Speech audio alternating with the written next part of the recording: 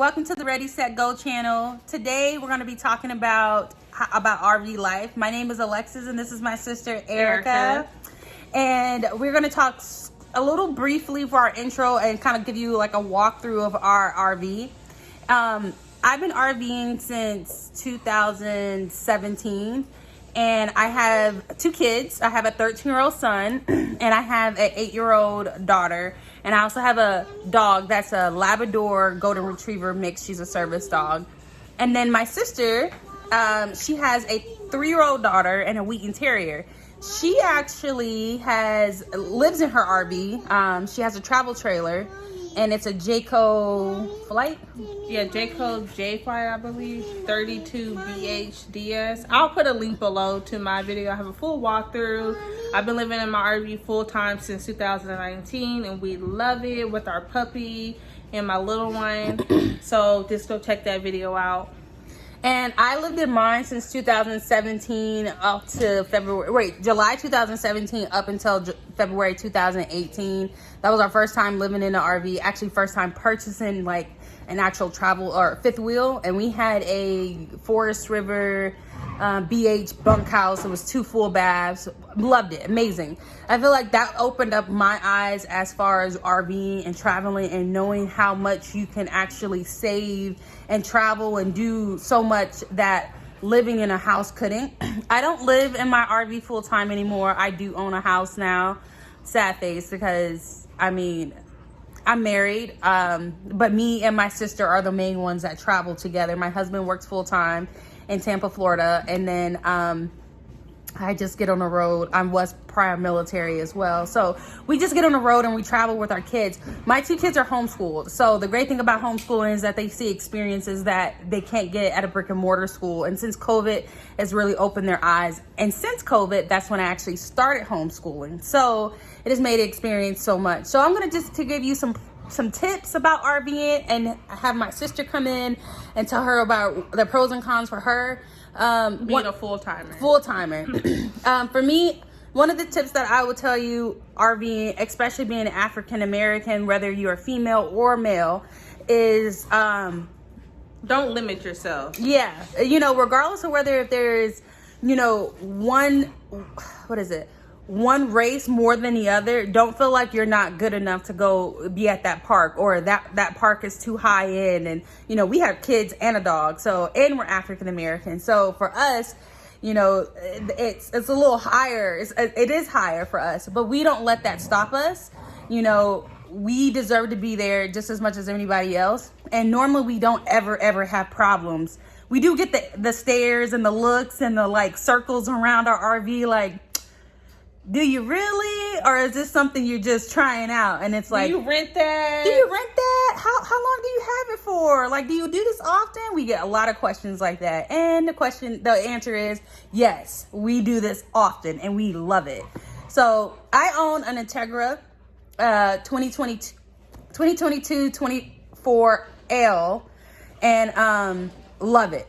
I've owned an Entegra 2017 44R, a Class A 45-footer. Love that. That had all the bells and whistles.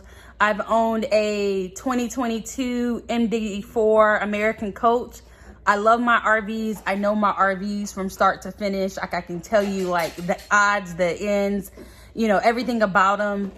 Why I chose my RV, the 24L Entegra, is because I like something small on a Mercedes chassis.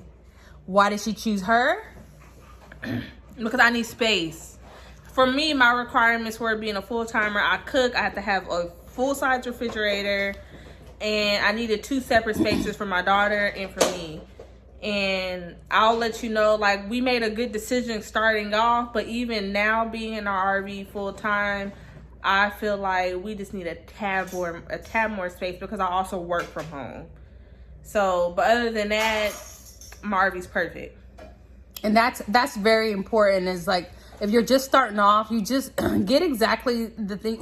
No RV is perfect. Just get the things that you feel like you're going to need to make you happy on the road.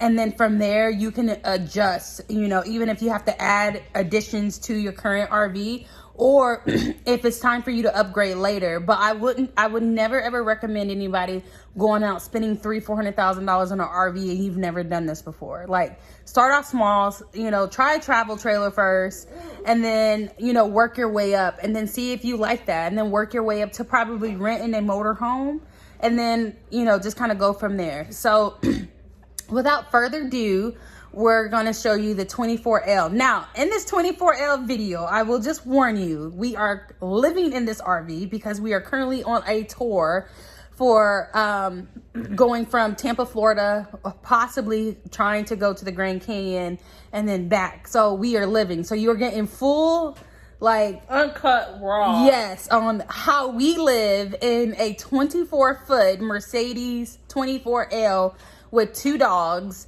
3 kids, and 2 adults.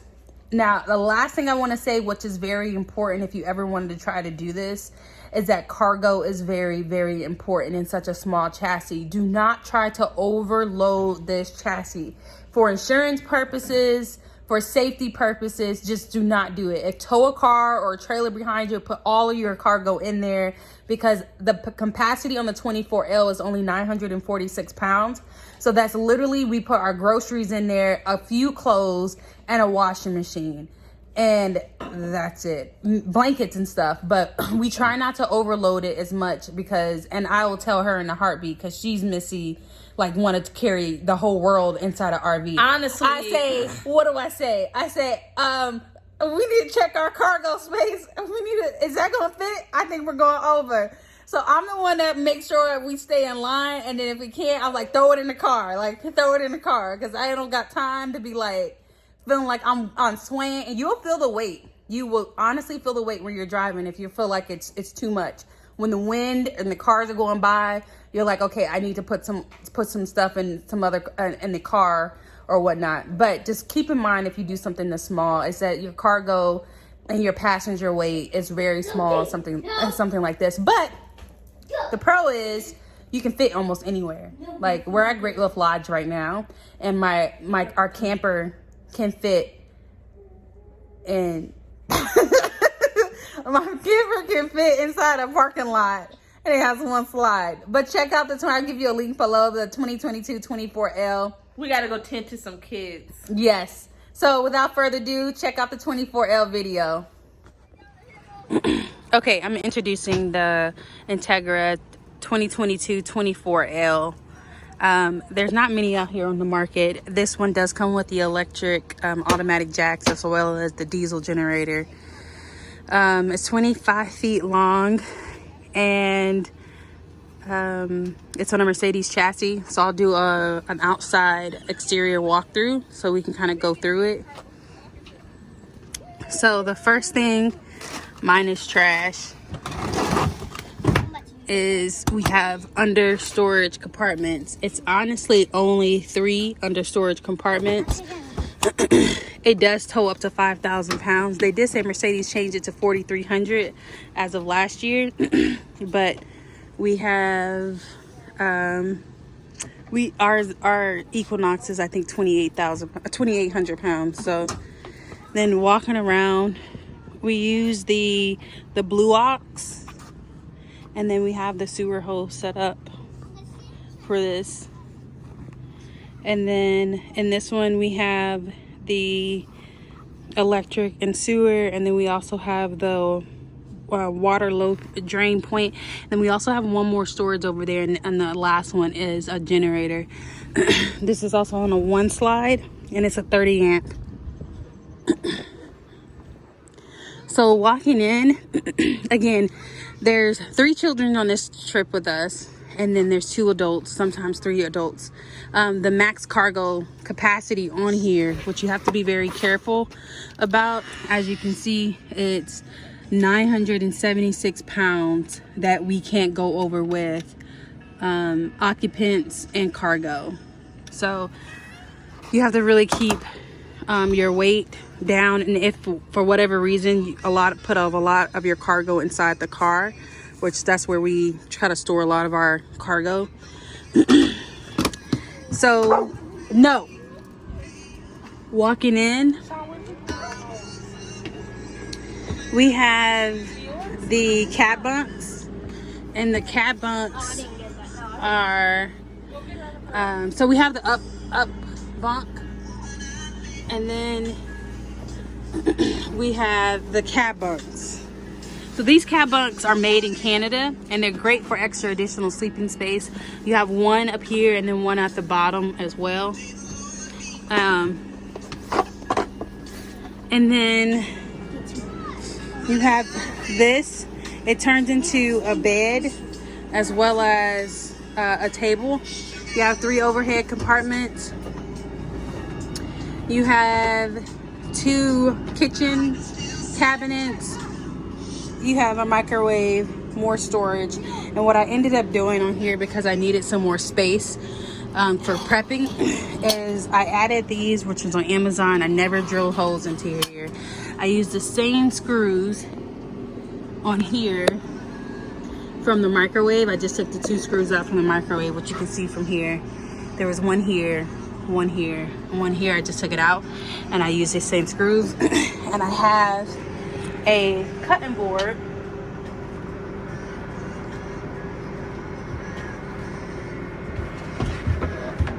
that I just put away so I can still have access to it, like this. And that way it gives me more additional space to cook, and that way I can still access my sink and then also access the stove if I want to, but I can cut and everything on here. So the fridge is not so big, but it's great just to kind of keep everything kind of organized.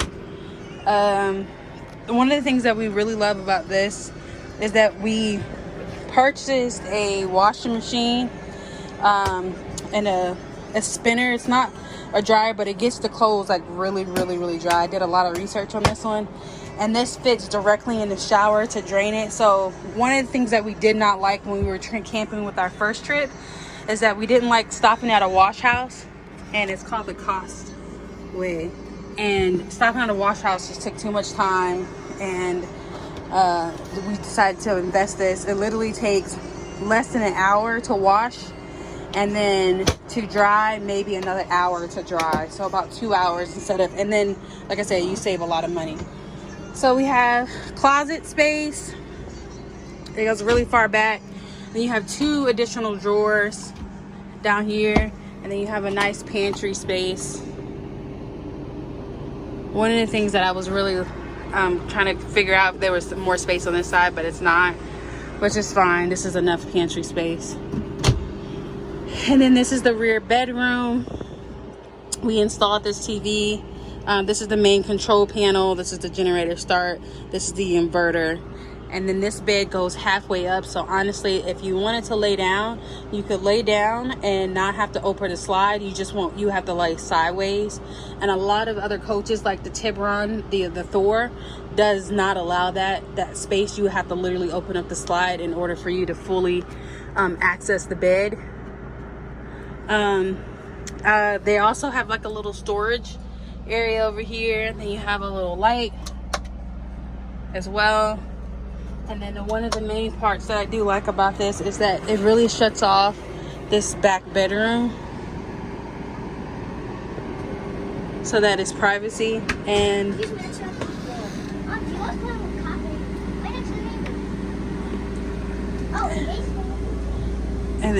then we have the door and the bathroom. And I really like this shower because it curves, so it has ample amount of space. And like I said, I put the washing machine in here, and I wash it and I drain it down. I leave the gray tank open, and it just washes. It's so much easier. It's lightweight. The washing machine is super lightweight, so it doesn't take up any space or anything as well. And then to dry them, we use a collapsible rack, which is this, and it's pretty nice. Okay, so I hope you guys enjoyed the video. I kind of had to cut it off a little short, But my plan is to do another video where it is a little bit more cleaner and we're not living in it, and so that you can get a full tour of how it looks. But still, if you guys have any questions about the 24, the Entegra, they call it a Quest, but it looks like it's spelled actually QS. The 24L, just let me know and comment below, and then I'll be helping to answer any questions. Until next time, see you later.